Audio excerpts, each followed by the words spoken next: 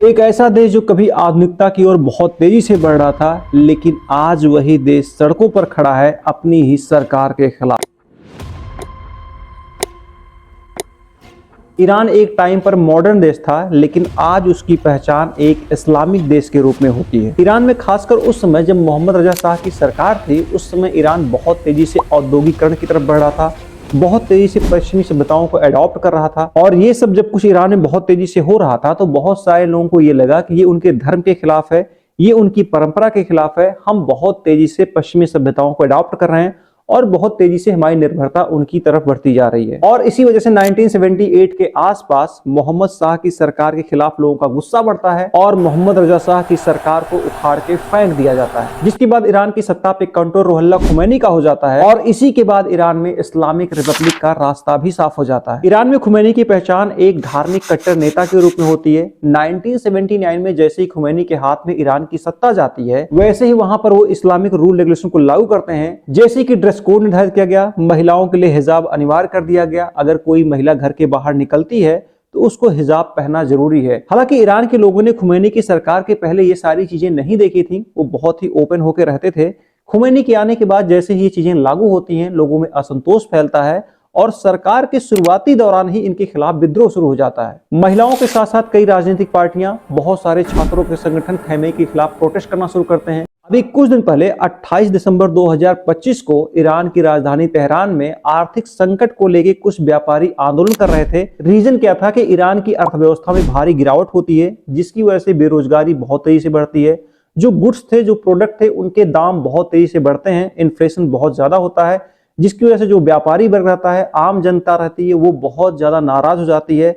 साथ में जो बैंकिंग सेक्टर था, उसमें भी बहुत ज्यादा गड़बड़ी देखने को मिली, जिसकी वजह से लोगों में असंतोष फैलने लगा। जो दुकानदार थे, उन्होंने दुकानों को बंद कर दिया। जो आम लोग थे, वो सड़क पर उतर गए और खैमनी के खिलाफ प्रोटेस्ट करना शुरू कर दिए। जब ये प्रोटेस्ट दिन पे दिन बढ़ता गया, तो खैमे की गवर्नमेंट ने इस प्रोटेस्ट को दबाने की कोशिश की, जिसकी वजह से ये प्रोटेस्ट जहां तेहरान तक ही सीमित था, ये पूरे देश में फैल गया। अब इस प्रोटेस्ट के दौरान ना ही वहां की गवर्नमेंट पीछे हटने को तैयार है, ना ही वहां के आम लोग पीछे हटने को तैयार हैं, जिसकी वजह से पुलिस कार्रवाई में लगभग 2400 लोगों की जान चली गई है। ये एक सरकारी आंकड़ा है, लेकिन कई रिपोर्ट ये दावा कर रही हैं ईरान में लगभग 15 से 20 हजार लोगों को मौत के घाट उतार दिया गया है। ईरान में कई जगह लोग पर्शियन झंडे को लहरा रहे हैं और कह रहे हैं कि हम पर्शियन हैं, हम कोई मुस्लिम नहीं है। ईरान की तमाम महिलाओं ने भी इस आंदोलन में हिस्सा लिया है। उन्होंने नकाब को उतार के फेंक दिया है। उनका कहना है कि हमारी संस्कृति का नकाब कभी हिस्सा ही नहीं था, ये हम पर थोपा गया है। ये हमारी ना तो संस्कृति थी, ना ही ये सभ्यता थी। खैमेई का कहना है कि अमेरिका और इजराइल कभी नहीं चाहते हैं कि ईरान में शांति रहे, और ईरान में जो भी कुछ हो रहा है, यही दोनों देश इसके जिम्मेदार हैं। अभी हाल ही में अमेरिका ने वेनेजुएला के राष्ट्रपति को गिरफ्तार कर लिया, जिसके बाद तमाम न्यूज एजेंसियां ये कयास लगा रही हैं कि अमेरिका ने ये सब कुछ वहां के नेचुरल रिसोर्सेज के लिए किया। और साथ में ईरान के लिए भी तमाम एजेंसियां ये कह रही हैं कि ईरान के पास रूस के बाद सबसे ज्यादा गैस का रिसोर्स है और उस पर अमेरिका की नजर बनी हुई है। लेकिन अमेरिका की नजर ईरान के सिर्फ नेचुरल रिसोर्सेज पर नहीं है, साथ में उसके न्यूक्लियर पावर प्लांट पर है, स्ट्रेट ऑफ हॉर्मुज पे है, जहां से 20 से 25% ऑयल का बिजनेस होता है। वहीं पर इजराइल की अपनी मंशा है। इजराइल कभी नहीं चाहता कि ईरान एक परमाणु संपन्न देश बने, क्योंकि इजराइल के कई सारे देशों के साथ विवाद हैं, उनमें से ईरान भी एक है।